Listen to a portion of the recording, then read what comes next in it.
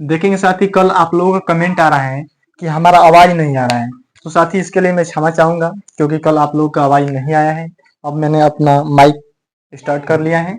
देखेंगे, हमने बताया था कल कि नेवी नेवी जो एसएसआर का आप लोगों का पेपर होने वाला है, जो 9 जुलाई से आप लोग का एडमिट कार्ड भी आ गया है साथी। 9 जुलाई से 11 जुलाई तक जो होने वाला है आप लोग का पेपर, उसके लिए मैं कुछ टिप्स तैयार किया हूँ मैथ का, कि आप लोग कैसे करना है और कितना जल्द करना है और कितने चैप्टर से करेंगे, कितना कितना क्वेश्चन। तो हमने बना लिया है कि कम से कम प्रत्येक चैप्टर से 20-20 क्वेश्चन करेंगे, और जो कि मोस्ट इंपॉर्टेंट होगा आपके लिए, एग्जाम में बहुत ही पावरफुल होंगे, आप लोग का बहुत ही साथ देगा ये क्वेश्चन। चलिए देखते हैं। जैसे कल हमने 5 क्वेश्चन आप लोग करा दिया है, अगले 6वां क्वेश्चन पे चलेंगे आज हम, और ये देखेंगे 6वां क्वेश्चन में आपको दिया है, यदि एफ एक्स बराबर 3, 4, 5, 5, 6, 6, 7, तो एफ एक्स रेंज एवं डोमेन बताना है हमें। साथ ही हमें रेंज एवं डोमेन बताना है। तो हम अगर डोमेन की बात करें, रेंज की बात करें, RANGE रेंज की बात करें, रेंज मतलब होता है परिसर होता है। अगर हिंदी अगर जाने आप तो परिसर होता है रेंज का मतलब। तो रेंज अब आपको निकालना है RANGE रेंज। मतलब रेंज का मतलब होता है वाई कोऑर्डिनेट, मतलब सेट जो आपको दिया है एफ एक्स बराबर 3, 4, 4, 5, 5, 6, 6, 7, तो एफ एक्स तो रेंज ऑन डोमेन, तो ये आपको दिया है फलन दिया है। तो इसका जो सेट जो है, सेट समूचे जो दिया है आपको सेट, तो इसका वाई कोऑर्डिनेट लेंगे, वाई कोऑर्डिनेट लेंगे, वाई कोऑर्डिनेट लेंगे तो वो रेंज निकल जाता है। जिस वाई कोऑर्डिनेट में आपको दिया है 3, 4 में 4, 4 है जो वाई कोऑर्डिनेट में आता है, ये एक्स वाई मतलब 5 आता है, इसमें 6 आता है, 7 आता है, ये क्या है, रेंज है साथी। तो इसका समुच्चय बना देंगे, तो 4, 5, 6, 7 ले लेंगे, तो ये हमारा रेंज निकल जाता है साथी। दूसरी बात अगर हम बात करें, ये आपका रेंज निकल जाता है अगर वाई कोऑर्डिनेट ले लेते हैं। वाई कोऑर्डिनेट 4, 5, 6, 7 ले लेंगे, ये 4, 5, 6 अगर सेट हमने बना दिया, तो ये आपका जो निकल जाता है रेंज। फिर दूसरी बात, अगर डोमेन निकालना हो, डोमेन अगर निकालना है डोमेन, तो सेट ले लेंगे एक्स कोऑर्डिनेट को, यानी एक्स कोऑर्डिनेट का सेट ले लेंगे। तो एक्स कोऑर्डिनेट में देखें तो 3, 4, 5, 6, 3, 3, 4, 5, 6 ये ले लेंगे, तो हमारा वाई कोऑर्डिनेट मतलब एक्स कोऑर्डिनेट मतलब हमारा डोमेन निकल जाएगा। मतलब एक्स कोऑर्डिनेट मतलब डोमेन हमारा निकल जाएगा। वाई कोऑर्डिनेट का मतलब होता है रेंज। तो एक्स कोऑर्डिनेट हमने लिया, तो इसका मतलब कि हमारा डोमेन निकल गया 3, 4, 5, 6 ये हमारा निकल जाता है डोमेन। देखेंगे साथी, हमारा 7वां सवाल है, 6वां सवाल हो गया। देखेंगे यदि एफ एक्स बराबर 3cx, तो एफ के लिए डोमेन एवं रेंज में बताना है, डोमेन एवं रेंज बताना है। जैसे कि हमने बताया पहले सवाल में हमने रेंज और डोमेन निकाला है, फिर उसी प्रकार से हमें निकालना है क्या है, डोमेन और रेंज निकालना है।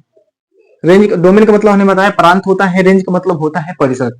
हमने एफ के लिए डोमेन, तो आपको 3cx ये जो फलन जो दिया है एफ एक्स बराबर 3cx, तो इसका मतलब हुआ एन का जो मान है 3, और आर का मान निकालना है, एक्स का मान निकालना है, मतलब प्रश्न मार्क निकालना है, एक्स का मान हमें निकालना है।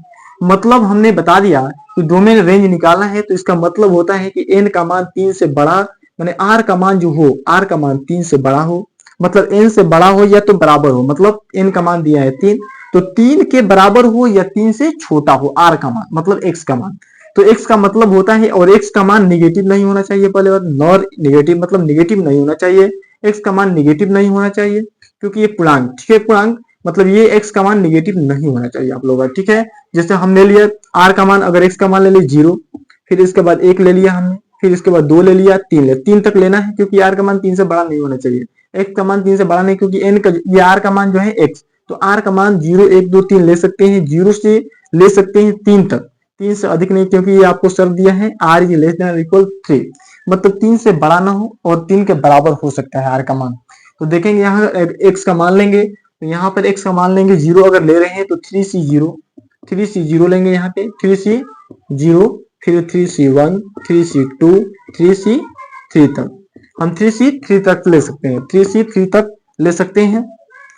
देखिए 3c0 मतलब 0 से बड़ा लेना है और 3 के बराबर, मतलब 0, 3c0, 3c1, 3c2, 3c2, मतलब 3c3 तक लेना है, सॉरी 3c ये 3 है, मतलब 3c0, 3c1, 3c2, 3c3, क्योंकि n का मान 3 से बड़ा नहीं लेना है हमें, r का मान 0 से बड़ा हो, निगेटिव मान न हो, r का मान 0 से बड़ा हो लेकिन निगेटिव मान 0 से बड़ा हो, 0 से छोटा निगेटिव मान नहीं लेना है, ठीक है। तो देखेंगे इसके आगे, इसका मान निकालेंगे। आप लोग अगर पढ़े होंगे तो जानते होंगे NC0 का मान होता है कितना, 1 होता है।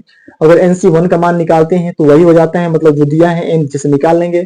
3C1 का मान निकालेंगे तो फैक्टोरियल में इसका सूत्र होता है फैक्टोरियल n बटा factorial n minus r into factorial r. किस चीज का, NCR का होता है, NCR का फॉर्मूला है। तो n का मान हमने बता दिया 3 दिया है, तो फैक्टोरियल 3 बटा फैक्टोरियल 3, 3 में से गया 2 फैक्टोरियल 2, फिर फैक्टोरियल में r का मान दिया है 1 मतलब 1। अगर फैक्टोरियल 3 को तोड़ेंगे तो 3 गुणे फैक्टोरियल 2 तक तोड़ेंगे, क्योंकि 1 तक अनंत मतलब ये दिया है फैक्टोरियल n। तो इनका तोड़ने का तरीका हमने बताएंगे आगे चैप्टर में। n से स्टार्ट करते हैं, n2 2 2 1 1 3 2 1 तक जाते हैं, n मतलब एक एक कम करते करते 1 तक जाना है। ठीक उसी प्रकार से एक कम करेंगे तो फैक्टोरियल 2 मतलब 3 से तोड़ेंगे तो 2 बार, फिर एक फैक्टोरियल 2 दिया तो फैक्टोरियल 2 को इसी तरह छोड़ देंगे, और ये फैक्टोरियल 1 तो फैक्टोरियल 1 है, मतलब फैक्टोरियल 2 से फैक्टोरियल 2 कटा दिए, फैक्टोरियल 1 का मान 1 होता है मतलब 3। हमने बताया कि NC1 आप लोग बताएंगे, NC0 आप लोग अगला चैप्टर बाइनोमियल थ्योरम मतलब द्विपद प्रमेय में ये आप लोग को सब पढ़ना है। NC0 NC1 NC2 dot dot NC3 मतलब NCN तक जाना है। तो इसका मान होता कितना है हम बताएंगे, NC1 NC2 NC3 dot dot NCN तक जाएंगे तो इसका मान होता कितना है। अभी फिलहाल अगर कहेंगे तो बताएंगे 2 के पावर n होता है, 2 के पावर n होता है। इतना इतना आप लोग जान लें कि NC0 से स्टार्ट करेंगे NCN तक तो 2 के पावर n होता है। अगर यही माइनस प्लस बीच में लगा देंगे NC0 फिर माइनस NC1 प्लस फिर माइनस लगा देंगे तो इसका मान हो जाता है 0, प्लस माइनस जाता है तो इसका मान 0 हो जाता है। बताएंगे अगला चैप्टर में है, लेकिन आपको दिया है इतना दूर तो इतना दूर आपको करना है। तो अभी हमने मान निकाला 3C0 का मान होता कितना है, तो 3C0 का मान हमने अभी निकाला कितना होता है, NC0 का मान 1। इसके बाद हमने इसका मान निकाला तो 3 हो गया, फिर 3C2 का मान निकालेंगे उसी सूत्र पर रखेंगे तो 3C2 का मतलब फैक्टोरियल 3 फैक्टोरियल n माइनस 3 में से 2 गया फैक्टोरियल 1 फैक्टोरियल 8 मतलब 2, मतलब इसका मान निकालेंगे तो होगा कितना, फैक्टोरियल 3 मतलब 2 बार तोड़ेंगे तो इसका भी मान 3 आ रहा है। फिर NCN मतलब NCN का मान होता है कितना है, तो 1 होता है। निकाल कर देखें तो फैक्टोरियल 3 बटा फैक्टोरियल 3 माइनस 3 फैक्टोरियल में r मतलब फैक्टोरियल 3 0 0 का मतलब फैक्टोरियल 0 का मतलब 1 होता है, 3 से 3 का तो मतलब 1, ये आप लोग जानते होंगे। फिर 1 3 3 1 ये आ रहा है, तो आपको एक ही लेना है, आपको एक ही लेना है। जैसे 1 1 3 ये 3C0 हमने बता दिया, 3C1 3C2 और 3C3 का मान हमने निकाल दिया 1 3 3। मतलब अगर हमें निकालना है तो रेंज का मतलब निकालेंगे हम, रेंज अगर निकालेंगे तो 3C0 फिर 3C1 फिर इसका मान तो 3C2 फिर 3C3। अगर हम इसका मान निकाले तो आया कितना हमारा साथी, तो 1 3 आ गया। जब हमारा रेंज 1 3 आ गया तो डोमेन हमने रखा कितना है, x का मान हमने रखा कितना है डोमेन का, तो 0 रखा है, 1 रखा है, 2 रखा है, 3 तक ही रखे हैं x का मान। और n का मान ये निकल गया, रेंज निकल गया तो 1 3 ये हो गया, मतलब रेंज निकल गया 1 3 होगा, और इसका डोमेन होगा कितना, तो 0 1 2 3 ये होगा। साथी आपका यही आंसर हुआ। इतना दूर समझाने का मतलब हमारा यही थ्योरम अगला चैप्टर में आएगा। देखेंगे साथी ये हमारा 8वां नंबर सवाल है। अभी हमने 2 सवाल करे, तीसरा नंबर 8वां नंबर आज का। देखिए निम्न में से कौन सा समुच्चय रिक्त समुच्चय है, मतलब कौन सा रिक्त समुच्चय है। मतलब हमारा देखेंगे एक सच दैट x, मतलब एक सच दैट जो दिया है इसका मतलब हिंदी में होता है जहां की होता है। मतलब 3 is less than x is less than 4, x belongs to natural, इसका मतलब होता है x जो बिलोंग्स करता है नेचुरल प्राकृतिक संख्या, मतलब 1 2 3 डॉट डॉट बिलोंग करता है। मतलब कह रहे हैं कि x जहां की 3 ई लेस देन मतलब 3 से तो बड़ा हो लेकिन 4 से छोटा हो, 4 से 3 से तो बड़ा हो x का मान, लेकिन 4 से छोटा। कोई भी बताइए 3 से बड़ी और 4 से छोटी कौन सी प्राकृतिक संख्या आती है, मतलब 1 2 3 4 5 में से कौन सी प्राकृतिक संख्या आती है। हमारे देखने से बिल्कुल ये गलत है, मतलब कोई भी ऐसी प्राकृतिक संख्या 3 4 के बीच में नहीं आएंगे। अगर आएंगे तो बटा वाले आएंगे, जो परिमेय संख्या जो प्राकृतिक संख्या नहीं परिमेय संख्या है, परिमेय संख्याएं आएंगी पी बटा क्यू के रूप में, संख्या आएंगे 3 4 के बीच में कोई भी ऐसी प्राकृतिक संख्या नहीं आएंगे। मतलब पहला ही सवाल हमारा क्या है, रिक्त समुच्चय है, मतलब कोई भी प्राकृतिक संख्या नहीं है, मतलब पहला सवाल हमारा सही है। मतलब ये इसके हिसाब से सवाल के हिसाब से रिक्त समुच्चय के हिसाब से पहला सवाल सही है। दूसरा देखेंगे एक सच दैट x, मतलब एक यहाँ की x एक सम अभाज्य संख्या, सम अभाज्य संख्या मतलब क्या होता है, सबसे छोटी सम अभाज्य संख्या 2 होती है। मतलब ये बात सही है, सम रिक्त है नहीं, क्योंकि 2 क्या है, एक छोटी सम सबसे छोटी सम अभाज्य संख्या है। तीसरे सवाल देखेंगे, तीसरा क्वेश्चन ये कह रहे हैं कि एक सच दैट x न तो धनात्मक और न ही ऋणात्मक, मतलब कि माइनस इन्फिनिटी मतलब पूर्णांक होती है माइनस इन्फिनिटी से लेकर के 0 सहित प्लस इन्फिनिटी तक जाती है। मतलब 0 क्या है, 0 के छोड़ दिया है, न तो धनात्मक और न ही ऋणात्मक, मतलब 0 क्या है, ये एकल समुच्चय में साथ ही एकल समुच्चय में आ जाता है। मतलब कि ये भी बात ये गलत बोल रहा है।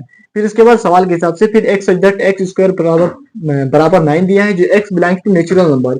अगर एक्स का मान हम निकाले तो +-3 मतलब कि प्राकृतिक संख्या +3 1 2 3 आ ही रहा है, जो कि ये मान +3 में दिया है और माइनस में दिया है, मतलब प्राकृतिक संख्या बात करना है तो माइनस वाला छोड़ करके 1 2 3 दिया ही है। तो ये भी बात ये सही, मतलब कि सवाल के हिसाब से ये भी गलत, ये भी गलत और इसका भी गलत। मतलब पहला सवाल ये रिक्त समूचे है, क्योंकि इसके बीच में 3 और 4 के बीच में कोई भी प्राकृतिक संख्या नहीं आएगी।